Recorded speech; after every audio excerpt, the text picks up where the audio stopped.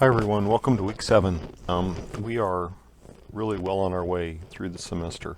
This week I want to talk about mission statements. And this is actually where a lot of people start the strategic planning process. They sit in a room together and they say, what is our mission? And I have a very specific reason for not starting it there, and I'm going to get into that in just a second. But this week we're going to have a chance to design a mission statement. And so we want to talk about what they are. Well, this is where we're at, and this is where I get into letting you know why I don't start out with a mission statement for the organization. As you recall, we've talked about mandates, which are these things we consider the must-dos of an organization. An organization might have a contract that says they have to do something.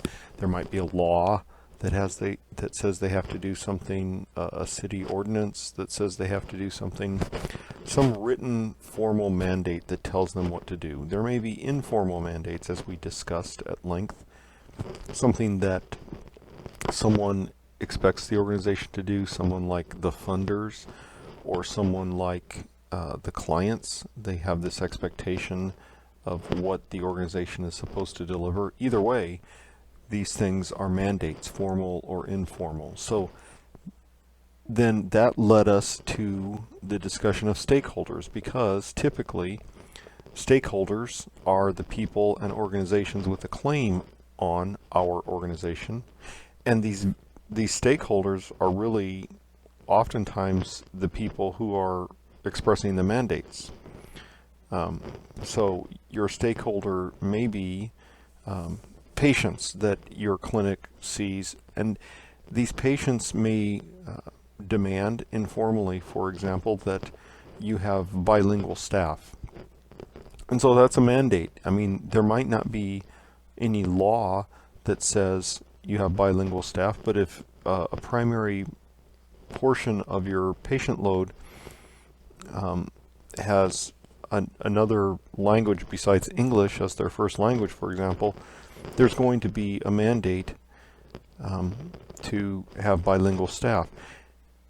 And that mandate is driven by stakeholders. So we did a little stakeholder exercise, and we understood the relative power and interest that stakeholders have in your organization. And then we looked at how the internal and external environments affect the organization, and a good way to get at that, which we did, was through this device of the strengths, weaknesses, opportunities, and challenges, or threats, exercise. And so now, in week 7, what we want to do is we want to get back to what is the mission of our organization anyway.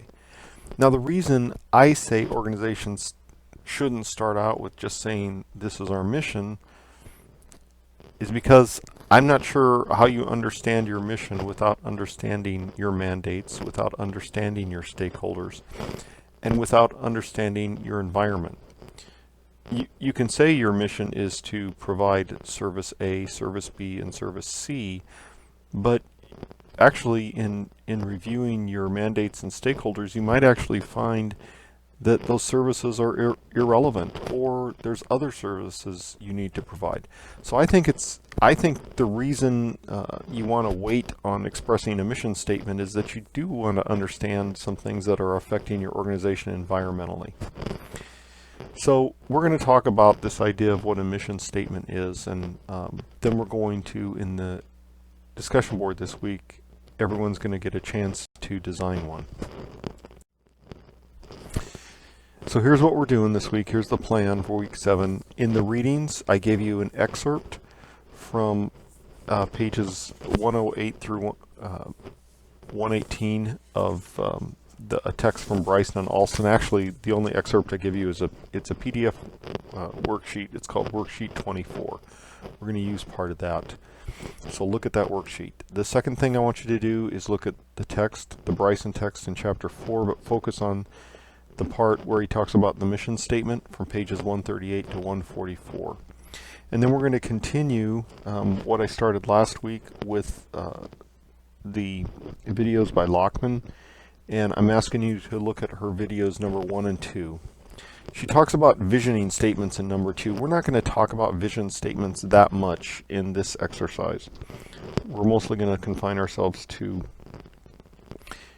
mission statements, but recognize that having a vision for your organization is also very important. We will talk about that more later in the course. And then I have you read a very short article by a guy named Mark Koenig from Nonprofit Hub. I provide you that. And he talks about constructing the actual construction of mission statements, and that's a very informative article. And then finally, I want you to look at a particular nonprofit organization in Omaha, and that is the Durham Museum. I provide you that website, and the purpose of that is we're going to use the Durham Museum to construct our mission statement. Okay, so this is what Bryson has to say about mission statements. He says a mission statement is a declaration of organizational purpose. He says they vary in length, but they are typically short, no more than a page, and often not more than a punchy slogan. Then he says they should be targeted, activist in tone, and inspiring. They should lead to measures that will indicate whether or not the mission is being achieved. So let's break down what Bryson is saying here just a little bit on the next slide. Okay, what is this declaration of organizational purpose? A declaration in writing is an affirmative and unambiguous statement. That means there should be no confusion. So the organizational purpose is why we are here. So look at these two examples that I give you. The food bank hopes to end world hunger. Or the food bank's mission is to provide food for those in need in this city. Actually, I'm not sure either one of those are great, but the second one is a little better, right? Because if I have a food bank and I say my mission is to end world hunger, that's a little bit ambiguous, isn't it? I mean, how does one organization end world hunger? The second mission is closer to the point, that this food bank's mission is to provide food for those in need in this city. I would say you could actually refine that mission down quite a bit more, but it's unambiguous. It's less ambiguous than the idea of ending world hunger. Typically short, that's another point Bryson makes. Bryson says no more than a page. However, Mark Koenig, in that article I gave you, he'd like to keep it much shorter than a page. He would say a page is too long. The third thing that I highlighted in Bryson's definition is that it's targeted. That is, it applies to a specific clientele, geographic area, group, or the like. In other words, in our food bank example, one food bank is not going, in one city, is not going to end world hunger, is it? Then it's activist in tone, which really means, people have a different vision of what the word activist means, but in this sense it means that the organization is actually accomplishing something. It has activities that accomplish something. So what is that something? And the mission statement tries to tell you what that something is. The next thing is it's inspiring, and so this is a little more difficult. Really what that means is it's motivating, and not everyone's an inspiring writer, and when you put down a mission statement, it should motivate you to do something. So this is where some writing skill comes in handy, but it's trying to motivate people to do the mission. And then finally, it leads to measures of success. So what this means is that the organization can take this mission statement and turn it into achievable goals with indicators that people can compare over time. So if we make our mission statement, the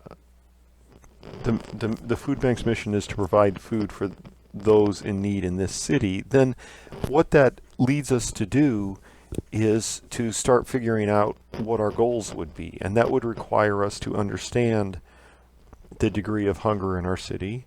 It would require us to understand how many people are undernourished.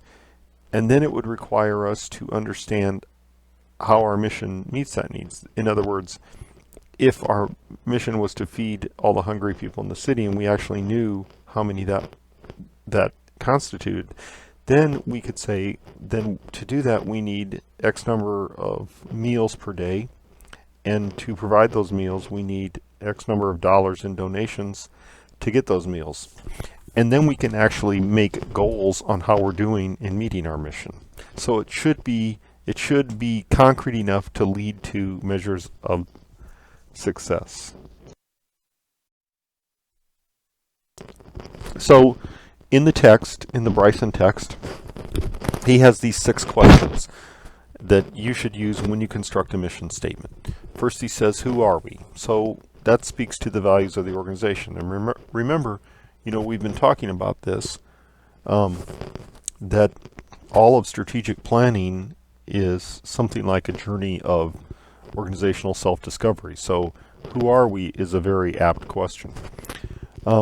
Second question is, what are the basic social and political needs that exist that we meet? So the basic social justification of our organization. Third is, what do we recognize, anticipate, and respond to these needs? What do we need to do to respond to these needs? So that sounds a lot like knowing the environment, doesn't it? And we did the SWOT to figure out the environment. And then how should we respond to key stakeholders? Well, so here again, we talked about stakeholders and who they are and what they demand. And then what are our philosophy, values, and cultures? Is the mission consistent with our own internal values of the organization? And then what makes us distinct or unique? So here I'm saying, organizations don't exist for themselves. You just don't go out and launch a nonprofit to please yourself. You could, but typically you would have some unique niche to fill that only your organization can fill. What is that?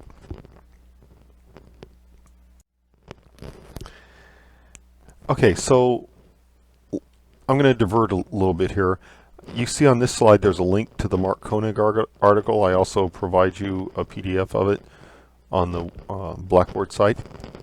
And then you can actually, if you link to the Mark Koenig article with that link, you can go to this organization called the Nonprofit Hub. That's actually a very useful organization as you continue to think and study nonprofits. And then the next thing I want you to do is view videos 1 and 2 from Lockman.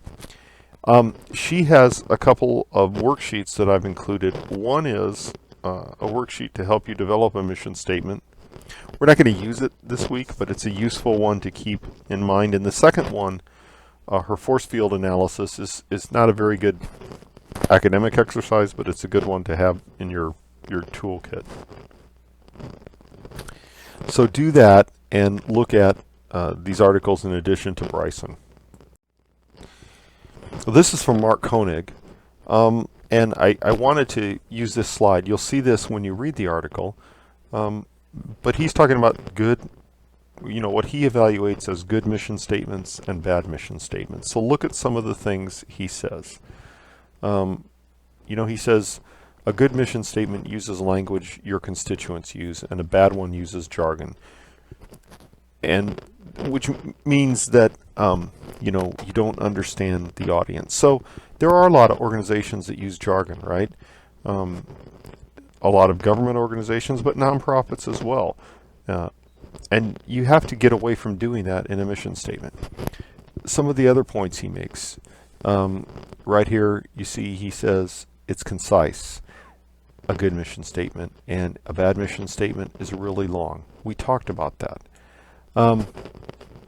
He says a good mission statement sounds good spoken out loud, and a bad mission statement is full of clauses and hard to say. Well, what does that mean?